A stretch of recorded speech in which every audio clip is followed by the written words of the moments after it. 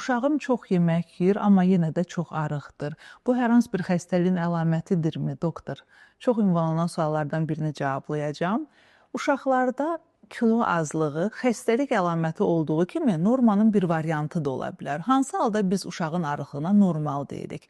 Əgər bir uşaq öz günlük yaşa uyğun kalorili qidasını alırsa, bəslənməsi normaldırsa, iştahı normaldırsa, əhvalı, sağlamlıq vəziyyəti yaxşıdırsa, qan dəyərlərində hər hansı bir çatmazlıq yoxdursa, buna rağmen uşağın kilosu azdırsa, bu halda biz konstitusional arıqlıq deyirik.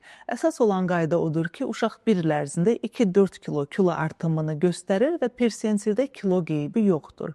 Böyüməsi də normal gedir uşağın və çox vaxt belə uşaqların valideynlərində çəkisinin daha az olduğunu biz görürük. Belə olan halda uşağı öz yediyi yeməyin 2 qatını, 3 qatını verib uşağı yeməkdən iyrəndirmək lazım deyil. Çünki bu normanın bir variantıdır və tibbdə bunun adı konstitusional arıqlıq adlanır.